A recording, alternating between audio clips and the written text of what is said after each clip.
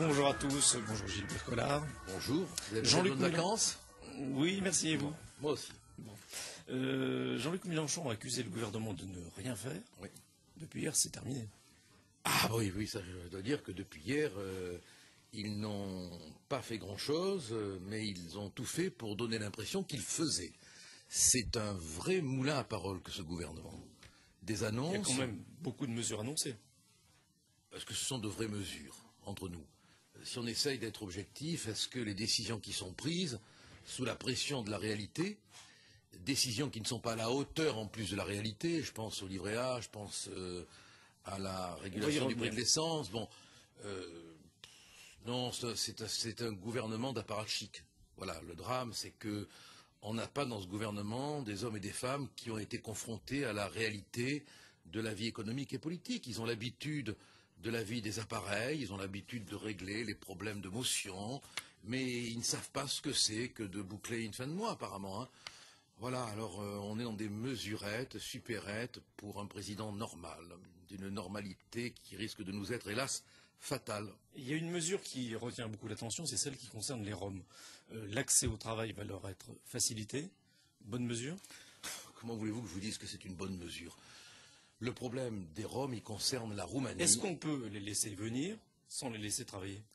Mais d'abord, ils ont quand même 150 emplois qui leur sont ouverts. Donc, ils auraient eu le moyen, s'ils l'avaient voulu, de travailler. Mais en Italie, on leur a ouvert le marché du travail. Les statistiques démontrent que ce n'est pas pour autant qu'ils ont voulu travailler. J'arrive pas à comprendre comment notre lâcheté, ce besoin qu'ont les socialistes d'être sur le dos des autres, hein, les scouts du monde entier, hein, parce qu'il faut être, quand on est socialiste, il ne faut pas stigmatiser, c'est le mot aujourd'hui. Vous l'avez été. Je l'ai été, mais alors c'est bien parce que j'ai été dans la secte et que j'en suis sorti que je peux vous dire que c'est une vraie maladie mentale, quoi. Il ne faut pas stigmatiser. Bon, attendez, le problème des Roms, il concerne les Roumains.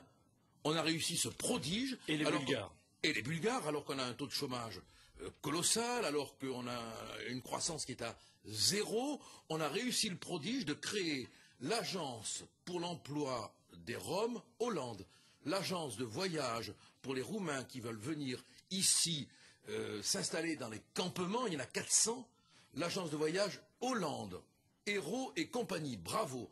On avait passé le problème. Hein. C'est pas un petit peu excessif? Je crois pas, écoutez, bon, dites-moi en quoi le problème des Roms ne concerne pas les Roumains. Je ne vois pas pourquoi on devrait, nous, avec tous les problèmes que nous avons, tous les pauvres que nous avons, assumer ce problème en donnant du travail à des gens qui représentent quand même, d'après le Parisien aujourd'hui en France de ce matin, 70% de l'explosion de la délinquance, 400 campements, des riverains qui n'en peuvent plus. Je ne vois pas pourquoi on dit « Ah, chers amis roumains, vivez tranquille, hein. Non, vivez tranquille, non. On vous les prend, hein. On est assez cons pour vous les prendre, qui viennent, hein.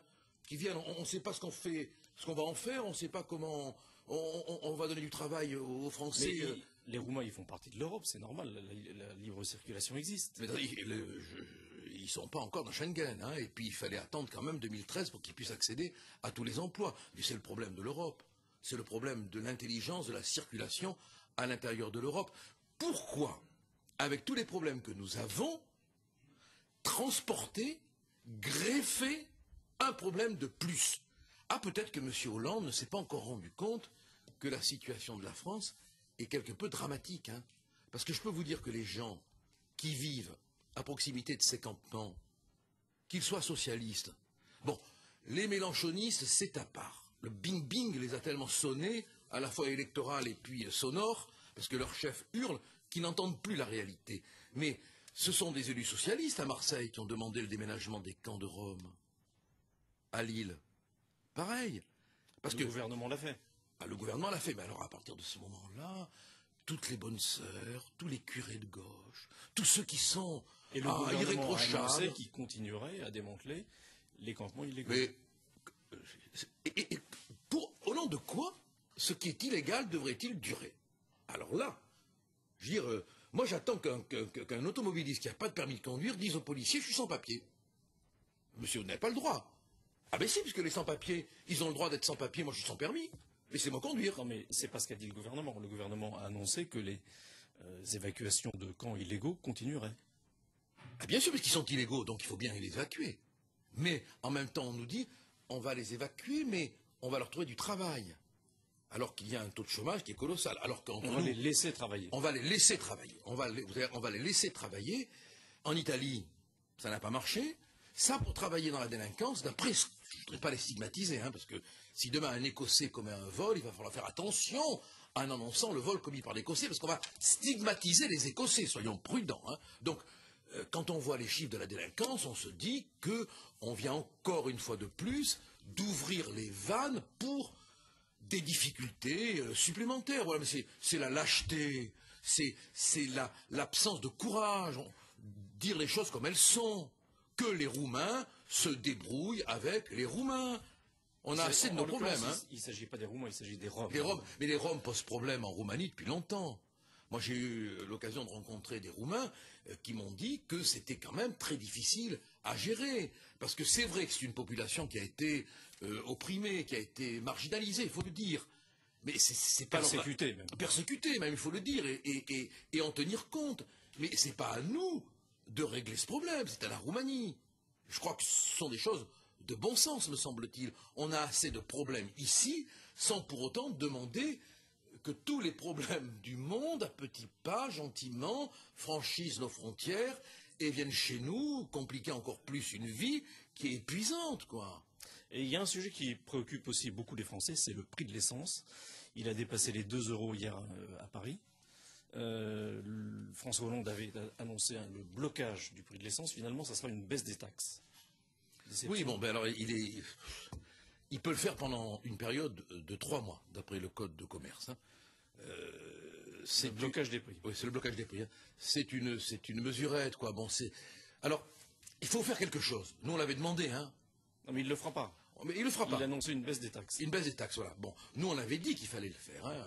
On ne nous a pas, du reste, écouté. Bon, parce que c'est le moyen pour les gens de travailler, de vivre, et c'est insupportable. Mais ça ne règle pas le problème. Bon, il faut s'attaquer à la question du prix, à la question d'une énergie de remplacement.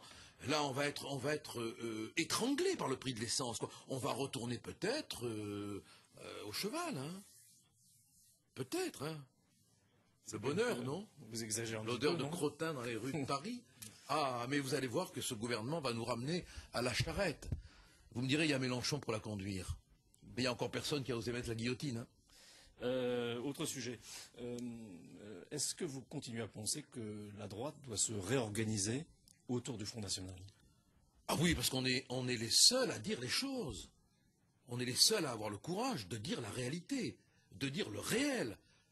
Réalité française. Je vais créer un club de réflexion. Assez vivement. Hein. Je vais créer un club de réflexion qui va s'appeler Réalité française. Il faut qu'on ouvre les yeux dans le respect, dans l'absence de stigmatisation. Ne stigmatisons pas.